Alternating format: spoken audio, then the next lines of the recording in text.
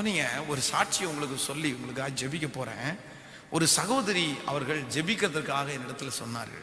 அவங்க ஜெபிக்கிறதுக்காக சொல்லும்போது அவங்க சொன்னாங்க, பாஸ்டர், இரவு நேரங்களிலே நான் ஒரு கயிறை மாட்டி தூக்கில் தொங்குறது போல எனக்கு சொப்பனம் வருது. எனக்கு அது பயமா இருக்குது. ஒரு நாள் 2 நாள் அல்ல, பல நாட்கள் அந்த சொப்பனத்தை நான் பார்த்துட்டே இருக்கிறேன். கயிறை எடுத்து நான் தொங்க போறது மாதிரி, நான் என்ன தூக்கில் போடுறது மாதிரி, நான் தற்கொலை பண்ணிக்கிறது மாதிரி எனக்கு சொப்பனம் வந்துட்டே இருக்குது அப்படின்னு சொன்னாங்க. உடனே நான் அவங்களுக்காக நான் ஜெபித்தும் போது நான் அவங்கள பார்த்து கேட்டேன், சிஸ்டர், எப்போவாவது ஒரு விஷயம் நீங்க தற்கொலை செய்வதற்கு முயற்சி எடுத்திருக்கிறீர்களா அப்படின்னு அவங்கள்ட்ட கேட்டேன். அப்போ அவங்க என்னிடத்துல சொன்னாங்க, ஆச்சரியமா இருந்துச்சு, பாஸ்டர், நான் தற்கொலை பண்ணணும்னு செத்துறணும்னு நினைச்சு நான் அதை செய்யல, ஆனா என் கணவனார பயமுறுத்தணும்னு நினைச்சு அதை செய்தேன்.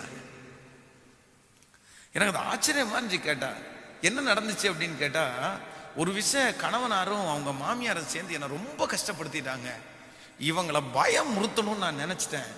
உடனே கோவிச்சுட்டு அழுது கொண்டே வீட்டில் போய் ஜன்னலை மட்டும் திறந்து வச்சுட்டு சாரியை எடுத்து மாட்டி மேலே போட்டி கழுத்தில் மாட்டிட்டேன்.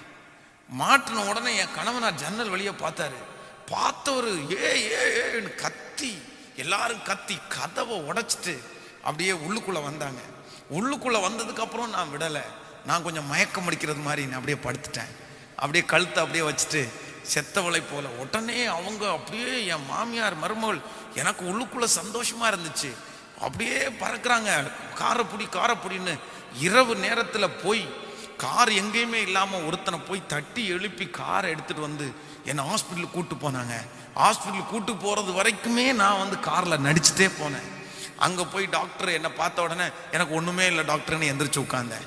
உடனே டாக்டர் சொன்னாங்க, சரி உனக்கு ஒன்றும் இல்லம்மா நீ போ அப்படின்னோடனே திரும்பவும் காரில் அதே மாதிரி செத்தவளை மாதிரி படுத்திருந்தேன். அவங்க சொன்னாங்க, கார்லேருந்து இறங்க சொன்னதுக்கு அப்புறம் கூட நான் இறங்கலை. இவங்களுக்கு ஒரு பாடத்தை கற்பிச்சு கொடுக்கணும். என்னை இப்படி பண்ணுறாங்கல்ல, நல்லா பயப்படட்டும்னு சொன்னேன். ஆனால் அந்த காலம்லாம் முடிஞ்சிச்சு பாஸ்டர். இன்னைக்கு நான் மன்னிச்சிட்டேன். இன்னைக்கு அப்படியெல்லாம் இல்லை, இன்னைக்கு இல்லை. ஆனால் அன்னைக்கு நீ செய்ததனுடைய அந்த பாதிப்பு இன்று வரையிலும் உன்னை தொடருது. இன்னைக்கு சொப்பனத்தினால ரொம்ப கஷ்டப்படுகிறார்கள். நான் சொன்னேன், அதற்காக மன்னிப்பு கேளுங்க.